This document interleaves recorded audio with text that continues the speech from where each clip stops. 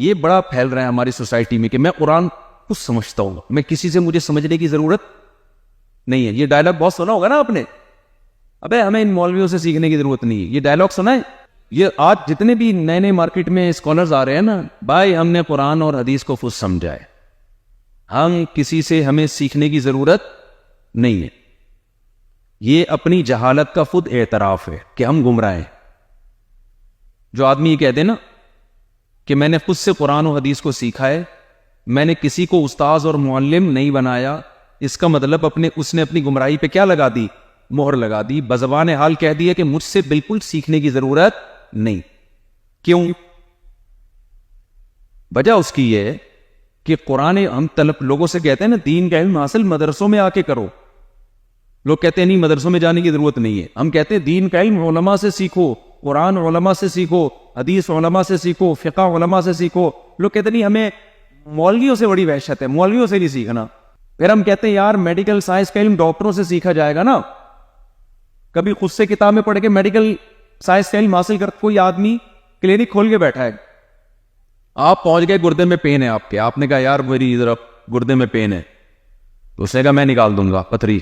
سر آپ certified doctor ہیں، کہتے ہیں میں کسی ڈاکٹر کو لفٹ نہیں کرا. سر آپ نے MBBS کیا، میں نے کوئی MBBS نہیں کرا. وہ بھائی پھر آپ پتھری نکالیں گے کیسے؟ یہ کتاب ہے، یہ گردہ ہے، پتھری نکالنے کا طریقہ ہے. آپ لیٹو گے اس کے سامنے، بولو نا، بولو گے بھائی تو کچھ اور کام کر لے، صحیح ہے نا، تو گردے بیچنا شروع کر دے قصائی بن کے، وہ زیادہ بہتر ہے. لیکن جب یہی کام دین کے ساتھ ہوتا ہے، لوگ مسئلہ پوچھتے ہیں کسی بھی اسکالر سے، شرعی مسئلہ، ہم کہتے ہیں بھائی علماء سے پوچھو، تو وہ کہتے ہیں دین میں ایسا کچھ بھی نہیں ہے، دلیل سے جو بھی بات کرے گا اس کی بات کو ہم لیں گے. ہم کہتے ہیں بھائی آپ میں دلیل سمجھنے کی صلاحیت ہی نہیں ہے. اس کے لیے بھی ایک لیول ہوتا ہے کہ دلیل سمجھنے کی صلاحیت پیدا ہو جائے آپ کے اندر. وہ کہتے ہیں صلاحیت کچھ نہیں ہوتا. تو ان لوگوں کے لیے میں دلیل پیش کر رہا ہوں کہ آپ کو علم علماء سے سیکھنا پڑے گا.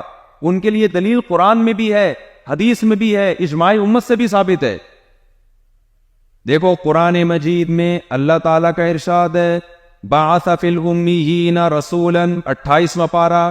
اللہ کہتے ہیں ہم نے ان لوگوں میں جو پڑھے لکھے نہیں تھے، عرب تھے، ان میں ایک رسول کو بھیجا. اس رسول کا کام کیا ہے؟ یتلو علیہم آیاتہ، یہ رسول ان کو ہماری آیات پڑھ کے سنائیں گے، یعنی قرآن ان کے سامنے پیش کریں گے. وَيُعَلِّمُهُمُ الْكِتَابَ، پھر قرآن ان کو سکھائیں گے بھی. پتا چلا کہ نبی کی ذمہ داری قرآن پیش کرنا بھی ہے اور قرآن سمجھانا بھی ہے، صرف پیش کر دینا کافی نہیں ہے. اب آپ مجھے ایک بات بتاؤ، صحابہ کرام عربی زبان سے واقف تھے، پوری کی زبان میں قرآن نازل ہوا، لیکن قرآن کہہ رہا ہے کہ یہ قرآن خود سے نہیں سمجھیں گے، بلکہ ان کو کون سمجھائے گا؟ محمد صلی اللہ علیہ وسلم سمجھائیں گے. قرآن کہہ رہے ہیں نبی صلی اللہ علیہ وسلم کی 3 ذمہ داریاں ہیں. نمبر 1 قرآن پیش کرنا. نبی نے یہ ذمہ داری پوری کی یا نہیں کی؟ یقیناً پوری کی، پیش کر دیا ہمارے سامنے. اب آج کے اسکالرز کہتے ہیں جب ہمارے سامنے نبی نے قرآن پیش کر دیا تو ہم اخبل طریقے سے سمجھیں گے اس کو. پشتو میں کہتے ہیں نا اخبل طریقہ، اپنے طریقے سے سمجھیں گے، ہمیں کسی سے سمجھنے کی ضرورت نہیں ہے. تو بھائی قرآن ہی کہہ رہا ہے کہ نبی کی ذمہ داری صرف قرآن پیش کرنا نہیں ہے، بلکہ دوسری ذمہ داری کیا ہے؟ یعلمہم الکتاب، نبی قرآن کو ایکسپلین بھی کریں گے. لتبین للناس ما نزل الیہم، جو قرآن ان پر نازل ہوا ہے اس کی ایکسپلینیشن، اس کو ڈیفائن کرنا کس کے ذمہ ہے؟ محمد صلی اللہ علیہ وسلم کے ذمہ. صحابہ کہہ سکتے تھے کہ یا رسول اللہ ہم خود پڑھ لیں گے، آپ کو ایکسپلین کرنے کی ضرورت نہیں ہے، ہماری زبان میں نازل ہوا. نہ قرآن نے کہا نبی کے ذمہ پیش کرنا بھی ہے اور ایکسپلین کرنا بھی ہے. اب تیسرا بھی اللہ نے فرما دیا کہ تیسرا بھی ایک کام کرنا ہے. آج بہت سے لوگ کہتے ہیں کہ ہمیں کسی سے کاؤنسلنگ کی ضرورت نہیں ہے، ہم خود قرآن پڑھ کے نیک انسان بن جائیں گے، حدیث پڑھ کے نیک انسان بن جائیں گے. قرآن کہہ رہے نہ، نبی کا ایک تیسرا کام بھی ہے، وَيُزَكِّيهِمْ، نبی ان کو نیک انسان بنائیں گے بھی، تزکیہ کریں گے، ظاہر باطن گناہ چھڑوائیں گے ان سے. تو صحابہ کرام جو کامل بنے اس لیے کہ نبی نے قرآن دیا، پھر صحابہ نے نبی سے سمجھا، پھر صحابہ نے نبی کی صحبت میں رہ کے اپنا تزکیہ کیا. یہ کام صحابہ کا نبی کی صحبت کے بغیر ممکن نہیں تھا. اب مجھے ایک بات بتاؤ، پھر صحابہ کرام دنیا میں گئے، ان کے شاگرد تابعین وجود میں آئے، تو کیا کوئی تابعی یہ کہہ سکتا تھا کہ میں قرآن افضل طریقے سے سمجھوں گا، مجھے کسی سے سمجھنے کی ضرورت نہیں ہے، یا میں خود اپنا تزکیہ کر لوں گا، مجھے کسی اللہ والے یا بزرگ کی ضرورت نیک بننے کے لیے نہیں ہے، میں خود بخود ہی بن جاؤں گا؟ تو اگر کوئی تابعی یہ بات کہتے تو صحابی کہتے بھائی ہم خود نہیں بن سکے تو تم خود سے کیسے بن جاؤ گے؟ تو تابعی کو نیک بننے کے لیے، قرآن و سنت کا علم حاصل کرنے کے لیے ضروری تھا کہ جس پروسیس سے صحابی گزرا ہے اسی پروسیس سے کون گزرے؟ تابعی۔ اب نبی دنیا میں نہیں تھے، نبی کے صحبت یافتہ صحابی دنیا میں موجود تھے، اب جو کام نبی کے ذمہ تھا وہ کام کس کے ذمہ ہو گیا؟ صحابی کے۔ تو صحابی نے آگے قرآن دیا، صحابی نے قرآن سمجھایا، اور صحابی نے اپنے شاگردوں کا تزکیہ کیا، تو تینوں پروسیس سے تابعین کو گزارا گیا ہے، پھر وہ قوم کے مقتدا اور رہبر بنے ہیں۔ اگر تبع تابعی ایسی بات کرتے نا تو تابعی کیا کہتے ہیں؟ بھائی ہمیں صحابہ نے قرآن دیا، ہمیں سکھایا بھی اور ہمیں اس پہ چلایا بھی، تو ہم قرآن پہ چلنے میں صحابی کے محتاج تھے، تو تم قرآن پہ چلنے میں کس کے محتاج ہو؟ ہمارے محتاج ہو۔ صحابی کا صحبت یافتہ وہ کام کرے گا جو کس نے کیا؟ صحابی نے۔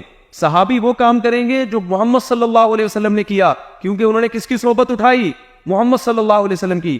پھر تابعین کے بعد جو تابعین کے صحبت یافتہ تھے انہوں نے تابعین سے قرآن سیکھا بھی، قرآن سمجھا بھی اور تزکیہ بھی کیا، تو یہ سند متصل کے ساتھ سلسلہ آج تک چلا آ رہا ہے۔ جو اس سلسلے سے ڈسکنیکٹ ہوگا اس کا رشتہ محمد صلی اللہ علیہ وسلم سے ڈسکنیکٹ ہو جائے گا، اس کا نہ علم معتبر، اس کا نہ عمل معتبر ہے۔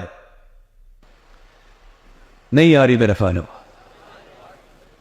لہذا کوئی یہ کہا کرے نا کہ میرا کوئی استاذ نہیں ہے، میں خود سے قرآن سنوں، مولویوں کے چکر میں نہیں پڑتا ہوں، تو بھائی تو پھر کسی اور کے چکر میں پڑ جائے، کوئی اور سند نکال کے لیا، نبی سے مل رہی ہو، ہمیں تو سند چاہیے بھائی، کیونکہ ایک ایسی بات ہے کہ صحابہ سیکھ رہے ہیں نبی سے، تابعین ان سے سیکھ رہے ہیں جنہوں نے نبی کی صحبت اٹھائی، تبع تابعین ان سے سیکھ رہے ہیں جنہوں نے صحابی کی صحبت اٹھائی، اور پھر تبع تابعین کے شاگرد ان سے سیکھ رہے ہیں جنہوں نے تبع تابعین کے اور تابعین کی صحبت اٹھائی۔